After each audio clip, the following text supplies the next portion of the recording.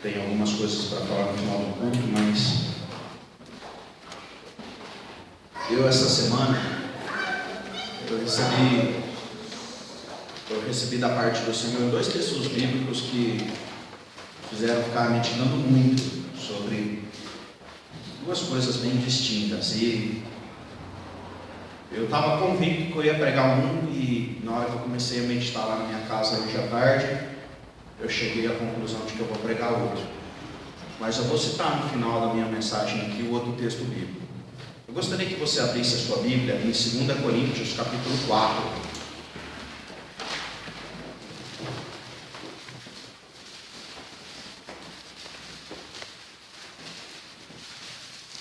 Nesse mês nós estamos meditando sobre profundidade. E 3 dos 4 sermões nesse mês vai ser em Coríntios. Em 1ª e em 2 Coríntios. As cartas que Paulo escreve aos Coríntios é algo incrível. Eu queria te convidar a meditar sobre elas nas nossas escolas dominicais. Tanto a classe dos jovens quanto a classe dos adultos estão com a sua revista em 1 Coríntios. Então, são ensinamentos preciosos para nós, da parte de Deus, acerca da vida em igreja. Esse texto da palavra de Deus, ele traz um ensino muito significativo. Eu gostaria de ler com os irmãos aqui. Diz assim, 2 Coríntios, capítulo 4. Pelo que, tendo este ministério, segundo a misericórdia que nos foi dada, não desfalecemos. Pelo contrário, rejeitamos as coisas que por vergonhosas se ocultam, não andando com astúcia, nem adulterando a palavra de Deus. Antes, nos recomendamos à consciência de todo homem, na presença de Deus, pela manifestação da verdade. Mas se o nosso evangelho ainda está encoberto, é para os que se perdem que está encoberto, nos quais o Deus deste século cegou o entendimento dos incrédulos, para que lhes não resplandeça a luz do Evangelho da glória de Cristo, o qual é a imagem de Deus. Porque não nos pregamos a nós mesmos, mas a Cristo Jesus como Senhor, e a nós mesmos como vossos servos, por amor de Jesus. Porque Deus que disse, das trevas resplandecerá a luz, Ele mesmo resplandeceu em nosso coração, para a iluminação do conhecimento da glória de Deus, na face de Cristo. Temos, porém, este tesouro em vasos de barro, para que a excelência do poder seja de Deus e não de nós. Em tudo somos atribulados, porém não angustiados, perplexos, porém não desanimados, perseguidos, porém não desamparados, abatidos, porém não destruídos, levando sobre o nosso corpo o morrer de Jesus, para que também a sua vida se manifeste em nosso corpo. Porque nós que vivemos, somos sempre entregues à morte por causa de Jesus, para que também a vida de Jesus se manifeste em nossa carne mortal, de modo que em nós opera a morte, mas em vós a vida.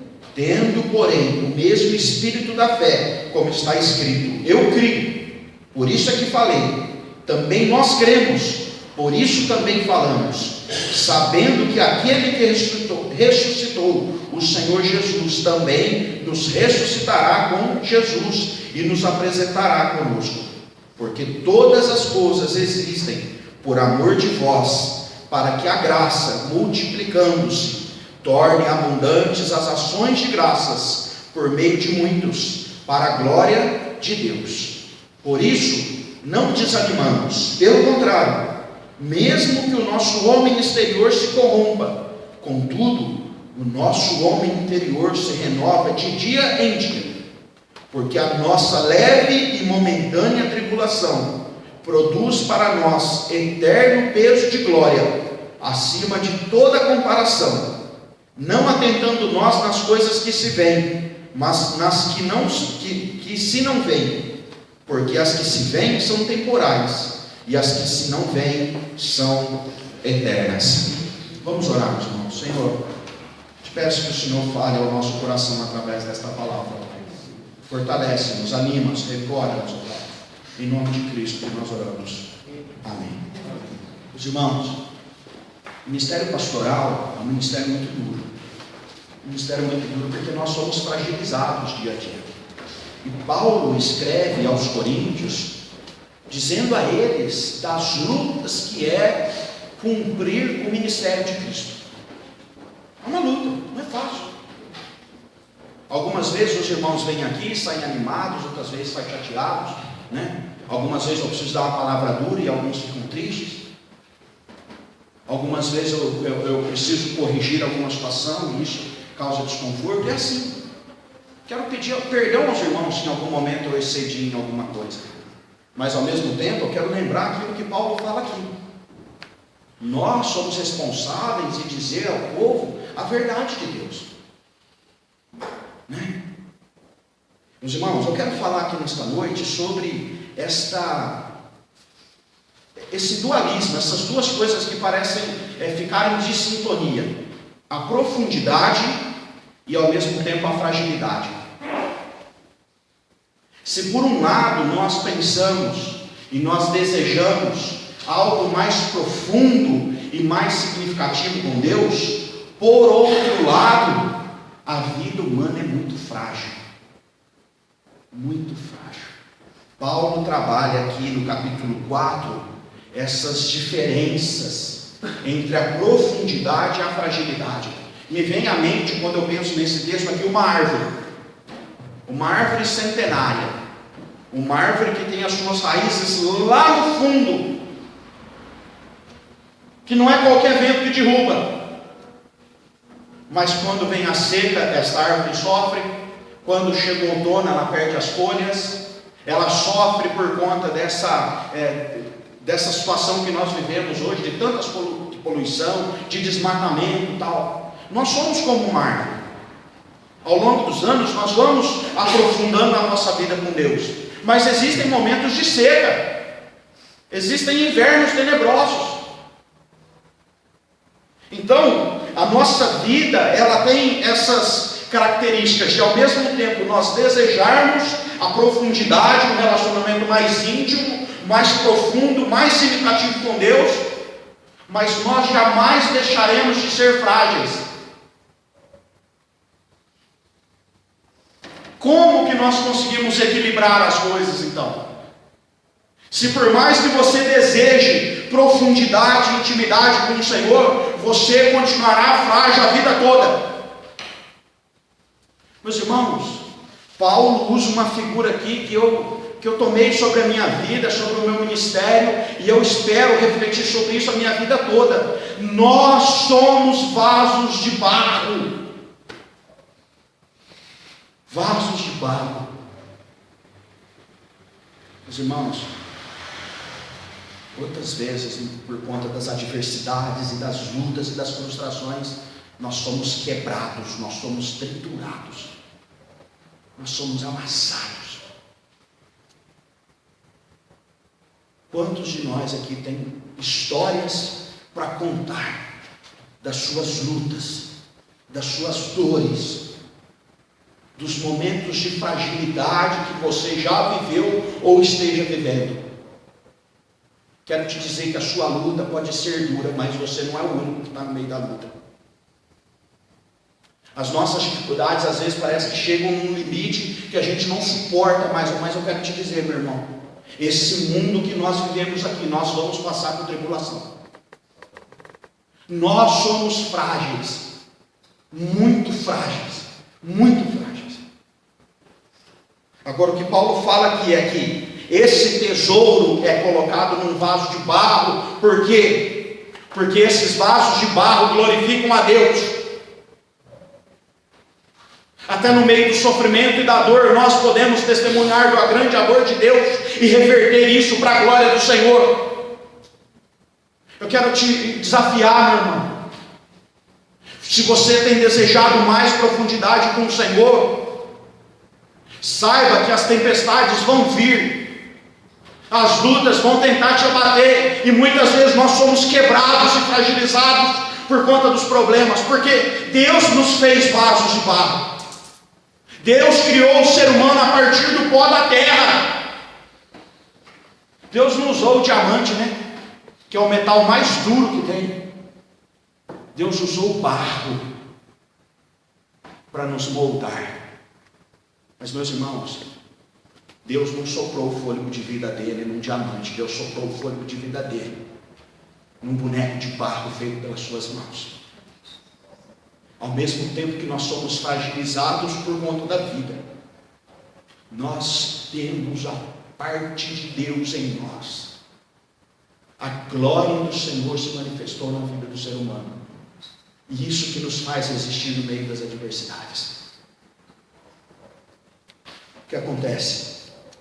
Paulo fala aqui aos coríntios, e eu gostaria de compartilhar isso com os irmãos, que eles estavam enfrentando grandes dificuldades para que a igreja do Senhor fosse abençoada. Grande dificuldade. Ele fala assim: tendo esse ministério segundo a misericórdia que nos foi feita, não desfalecemos. Ele começa esse trecho falando: nós não desfalecemos. Ou seja, nós não nos deixaremos abater por conta das lutas que enfrentamos de ser cristãos. Meu irmão, nós não estamos vivendo num momento que é muito fácil ser cristão. Não, nós não estamos vivendo, definitivamente. Que se por um lado no Brasil nós não temos perseguição religiosa, por outro lado nós estamos vivendo num relativismo, onde já não há uma verdade absoluta, onde já não há uma relação íntima e significativa com as coisas. Então nós estamos vivendo num tempo em que todo mundo até está perto da igreja, às vezes está até dentro da igreja, mas não está se envolvendo em todas as coisas de Deus e da igreja. E Paulo vem falar que aqui o problema deles é que, ao mesmo tempo em que os líderes, os crentes que estavam plantando aquela igreja, estavam lutando e batalhando pelo Senhor, eles sabiam que isso traria um resultado significativo lá na frente, que era o povo do Senhor estar junto aos pés de Cristo. Meus irmãos, primeira verdade que eu quero trazer para os irmãos aqui nesta noite: nós não passaremos aqui nesse tempo aqui na terra sem luta. Não passaremos. Eu me lembro que quando eu resolvi ser pastor, fui conversar com o meu pastor. E aí eu fui lá no gabinete dele e falei: ô pastor, então, Deus falou no meu coração, acho que eu tenho que ser ministro e tal. Falei um monte para ele. E ele falou comigo, ele descarregou um caminhão de problema. Não, meu irmão, mas você vai enfrentar isso, mas vai ser assim, a igreja vai fazer assim, é isso, é aquilo. Você quer ainda? Pelo menos ele falou a verdade. Os irmãos, estar com Cristo não é sinônimo de estar sem problema. Paulo mostra isso, e me parece que quanto mais nós nos unimos a Cristo, maior é a luta, tanto interna quanto externa. Quanto mais nós nos apegamos a Cristo, mais nós vamos ter conflito. A família vai ficar feliz se você se dedicar a Cristo? Nem sempre. Os amigos vão ficar felizes? Nós enfrentamos lutas. Ao longo dos séculos foi assim. Os cristãos que realmente se comprometeram em viver com Deus passaram por lutas e dificuldades. Essa é a primeira verdade. Nós sabemos que vamos enfrentar dificuldades. A grande diferença é que o cristão vence. A grande diferença é essa. Então, entre você saber que você vai passar dificuldade com Deus e você saber que você vai passar dificuldade sem Deus, o que você prefere? Eu prefiro vencer. Nós não vamos encontrar um lugar perfeito onde nós não teremos aflições, onde nós não teremos problema, onde todo mundo está voando e analisando e bombando. Não é isso. Isso é uma falsidade que tem sido mostrado no meio evangélico atual. Porque as igrejas precisam crescer. E como nós vamos crescer? Vamos mostrar que aqui é o melhor lugar. Lugar de gente feliz, lugar de gente assim, lugar assim. Muito pelo contrário, meus irmãos. A Bíblia fala que todos que querem viver intimamente em Cristo, piedosamente com Cristo, todos esses serão perseguidos de alguma forma. Mas a segunda verdade que vem junto com essa primeira verdade é que a dor que nós enfrentamos, ela tem um limite e ela tem um prazo. A luta, meus irmãos, não vem maior do que a nossa força. Para todo mundo é assim, não há exceção. Deus não vai te deixar passar por alguma coisa para te derrubar. Na verdade, Deus te ajuda a passar nos momentos de crise para te fortalecer, para viver melhor. Daqui a 2 meses, daqui a 50, 40 e poucos dias, começam as Olimpíadas. O cara que vai correr os 100 metros lá, e talvez o Usain Bolt que ganhe, aquele cara quando correu a primeira corrida dele de 100 metros, ele não ganhou. Talvez ele chegou em casa cheio de dor. Mas aí ele correu outra, aí ele correu outra, aí ele correu outra. Um dia ele ganhou. O cara que levanta aquele 300 quilos lá, você acha que ele consegue aquilo na primeira vez? Não consegue.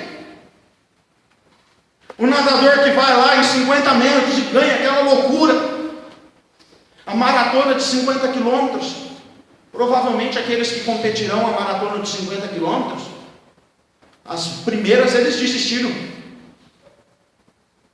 Meus irmãos, Deus nos faz passar por dificuldades. Deus nos auxilia nessas situações. Paulo fala assim: em tudo nós somos atribulados, porém não angustiados, porque existe uma diferença grande entre tribulação e angústia. A tribulação é a luta, a angústia é a derrota. Nós somos atribulados, nós seremos, mas não seremos derrotados. Perplexos, porém não desanimados. Há alguns dias atrás eu estava dentro de um consultório, eu e minha mãe, e de repente a médica fala assim para ela: é câncer de mama. Eu e ela assim, perplexos. Porém nós saímos dali animados, porque Deus nos sustenta e nos revigora. Meus irmãos, o ânimo é a vida. O ânimo é o fôlego de Deus movimentando o nosso ser. Nós podemos ficar até perplexos diante das situações, porém o Senhor não tirará de nós o seu fôlego de vida. Perseguidos, porém não desamparados. Porque existe uma diferença muito grande entre você ser perseguido e você ser guardado no meio da perseguição. Leia a história de Davi. Davi foi perseguido a vida toda. Quando ele era moleque, depois quando ele era rei, depois quando ele ficou velho, o filho queria tirar ele do trono. Não foi a vida toda perseguido? Porém nunca foi desamparado pelo Senhor. Davi fala: tu és o meu escudo, tu és a minha fortaleza. Com o Senhor eu salto muralhas, com meu Deus eu despedaço exércitos. Meus irmãos, como que nós estamos enfrentando as dificuldades da vida? Com o escudo que é o nosso Deus, ou amedrontados e assustados, fugindo, correndo desesperados. Abatidos, porém não destruídos. O abatido aqui no sentido de você sofrer um corte, um arranhão, alguma coisa no meio da batalha. Só que nós não seremos destruídos, mesmo sofrendo as marcas da vida. As marcas de Cristo, como Paulo fala. Eu trago no meu corpo as marcas de Cristo. Meu irmão, faça do seu corpo um outdoor da ação de Deus, para que todos vejam o que aconteceu, mas o que Deus fez no meio de todos os acontecimentos. Nós gostamos de ouvir uma música no carro, porque a Helena pede toda vez que ela entra, e essa música chama Oração, de uma dupla que chama Los Arrais. É incrível. Se você tem acesso à internet, digita lá no YouTube, Os Arrais, você vai ver algo fantástico. E essa música, a oração, diz assim: torne o meu sofrimento em testemunho. Que eu me esvazie de mim e que deste mundo. E que o Senhor, que o teu nome seja sobre a minha vida, sobre o meu corpo. Meus irmãos, como que nós estamos enfrentando as dificuldades? A profundidade com Deus não nos torna super-heróis, inabaláveis. Ninguém mexe comigo, eu estou sobre todos. Muito pelo contrário.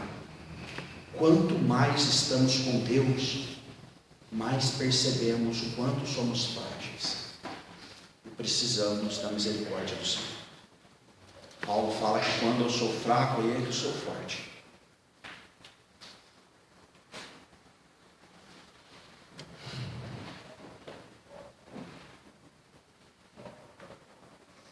Quando ele diz aqui no versículo 13: tendo, porém, o mesmo espírito da fé, como está escrito, eu creio, por isso é que falei, também nós cremos, por isso também falamos. Meu irmão, existe uma terceira verdade aqui nesse texto.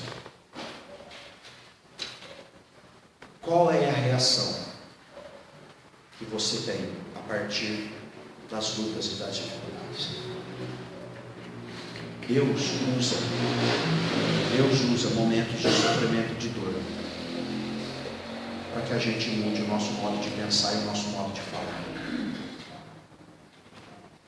Às vezes nós passamos longos anos dentro da igreja falando de nós para nós, e às vezes as circunstâncias nos sobrevêm para que nós comecemos a falar de Deus para os outros. Em quem você crê? Jó, quando passa pelo momento de dor e de agonia dele, ele fala assim: o meu Redentor vive. Quando Jesus está na cruz do Calvário, ele continua testemunhando do Pai àqueles que o servem, a ponto até de fazer uma intercessão, né? Pai, perdoa-lhes, porque não sabem o que fazem. Que Deus guarde a nossa boca e o nosso coração de qualquer tipo de palavra ou até mesmo de pensamento que não seja para a glória do Senhor e para um testemunho autêntico daquilo que Deus está fazendo na nossa vida, até mesmo a partir do nosso sofrimento e da nossa fragilidade. E aí ele faz assim, a seguinte conclusão: sabendo que aquele que ressuscitou o Senhor Jesus também nos ressuscitará com Jesus e nos apresentará convosco. Esta fragilidade um dia cessará. Cristo foi o primeiro que ressuscitou, e diz as Escrituras que com Ele nós também ressuscitaremos. Ou seja, a fragilidade, a mortalidade, o sofrimento, o caos da vida, um dia será revertido em triunfo eterno. Eu acho que o que nós estamos vivendo os nossos olhos estão apontados para o lugar errado.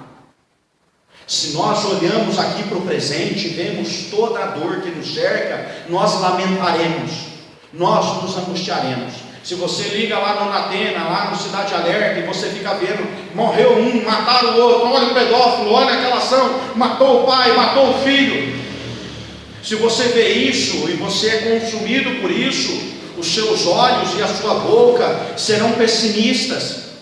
Se você olha para o próximo e só absorve a dor e o sofrimento que ele tem para te trazer, você desacredita. Mas nós não, nós acreditamos em Cristo que pisou aqui na terra, mas que não foi vencido pela morte.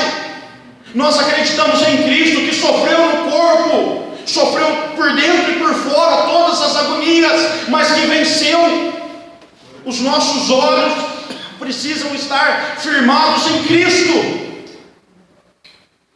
porque nós cremos que Ele ressuscitou, nós cremos que Ele está vivo, nós cremos em Sua presença conosco, e nós cremos na vida eterna, meus irmãos.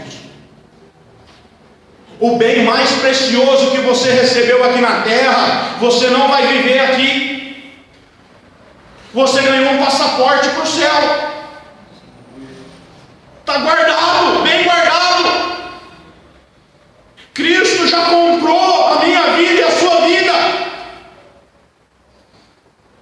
Só que nós precisamos, meus irmãos, olhar para Ele firmemente, porque se os nossos olhos ficam aqui na terra, nós desanimamos, nós nos frustramos, nós nos abatemos. Olhe firmemente para Jesus, meu irmão. Olhe firmemente para Jesus. Olhe para Ele. Saiba, lembre, traga à sua memória o que Ele fez e o que Ele continua fazendo.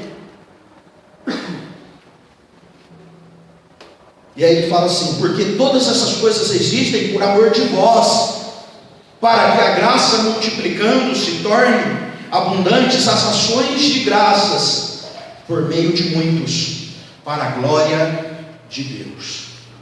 Até a luta que vem sobre a nossa vida é amor de Deus sobre nós. É difícil acreditar, mas é verdade.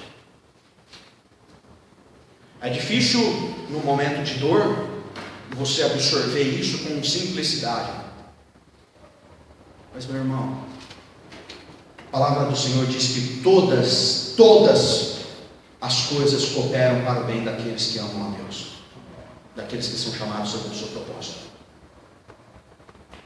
Deus não falou assim: olha, tem algumas coisas que cooperam para o seu bem, tem outras que te atrapalham.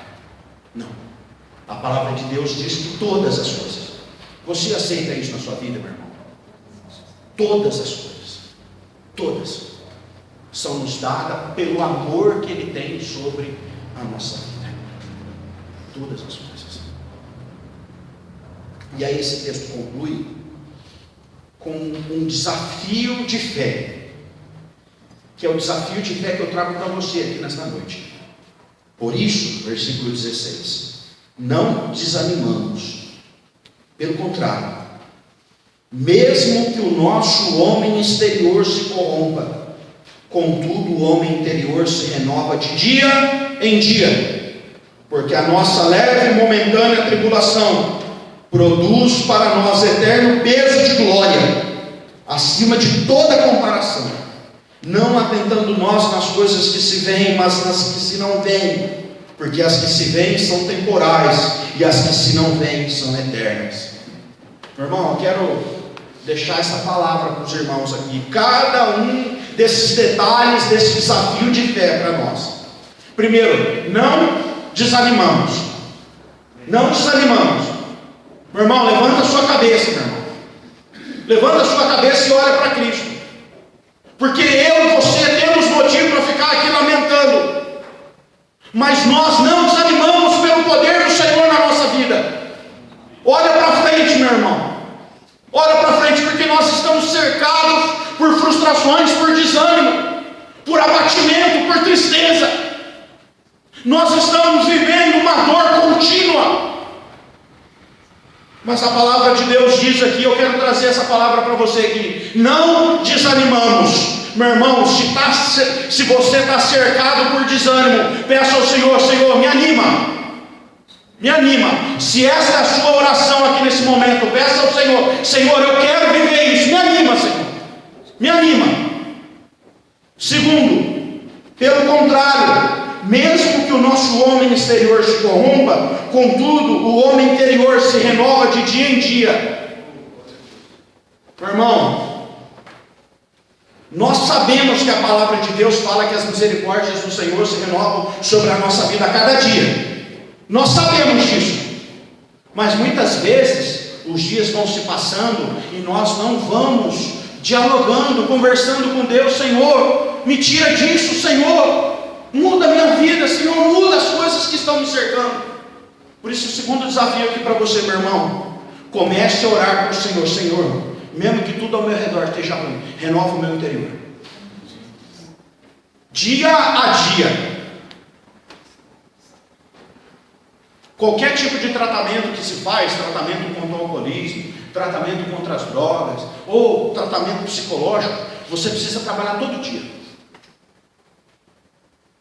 Porque o coração do homem é aquele alto e baixo constante, né?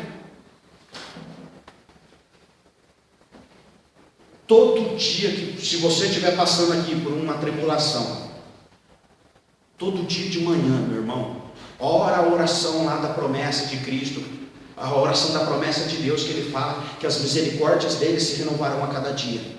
Ao acordar pela manhã, Senhor, me renova a tua misericórdia, renova o meu homem interior. Eu posso estar sendo fragilizado no meu corpo, na minha vida, mas lá dentro do meu ser, renova a minha vida, Senhor. Terceira coisa, lembre-se que toda tribulação, ela tem o seu peso e ela tem o seu prazo. Toda tribulação, ela tem o seu peso e ela tem o seu prazo. Eu não posso dizer para você se a sua tribulação é mais leve ou mais pesada que a minha.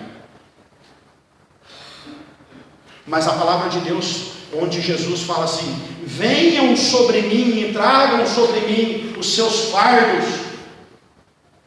Deixem aqui os seus fardos e levem o meu fardo. Redunda nisso daqui, de uma leve e momentânea tribulação. A luta que vem sobre a nossa vida, cada um enfrenta de uma maneira e cada luta é diferente da outra luta. Agora, meu irmão, se você pode sair daqui com um fardo leve, por que você vai sair daqui nessa noite com um fardo pesado? Eu quero te dizer que Cristo é o mesmo. É o mesmo. Aquele Cristo que falou lá atrás que Ele pode tirar os nossos fardos pesados, é o mesmo Cristo que nesta noite pode aliviar as nossas dores. E outra coisa, a luta tem o seu momento. Apesar de a vida inteira nós enfrentarmos as dificuldades, em cada momento da nossa vida nós vamos enfrentar alguma coisa diferente. Nós temos que saber dosar que às vezes alguma coisa que era para ter ficado no ano passado há 10 anos, nós estamos carregando ainda. Às vezes alguma coisa que você está enfrentando hoje, e você colocando isso na presença do Senhor, e pedindo para o Senhor ir aliviando os seus fardos, e pedindo ao Senhor para que o Senhor vá mudando a sua história, você daqui para frente viva algo diferente. Por isso que Paulo fala que a tribulação é leve e momentânea. E aí ele conclui falando que ela produz para nós eterno peso de glória acima de toda comparação. E aí Paulo faz a distinção, e eu quero encerrar minha palavra aqui com esta distinção, entre o peso da glória de Deus e a eternidade da vida com Deus. Porque se a tribulação produz um peso, uma luta, algo pesado, quando nós entregamos isso ao Senhor, nós recebemos o peso da glória de Deus. Por que Paulo fala que a glória de Deus é pesada? Tem um peso de glória.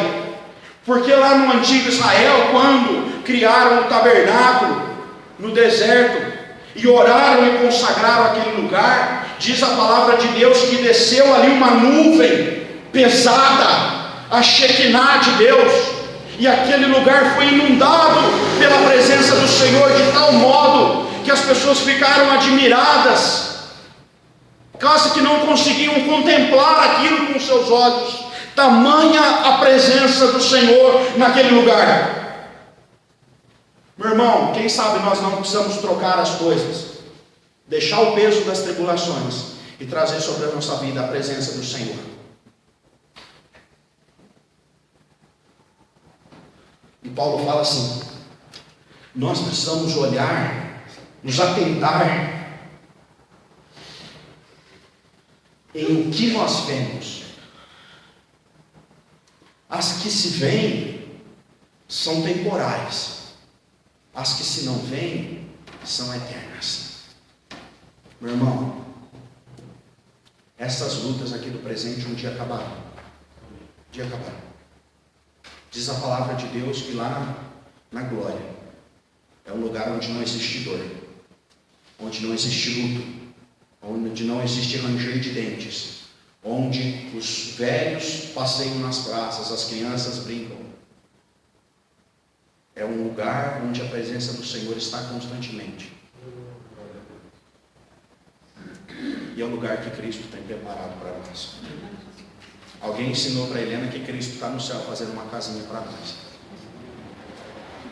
E é isso que Cristo está fazendo por nós. Ele está preparando um lugar para nós. É esse lugar que você quer estar?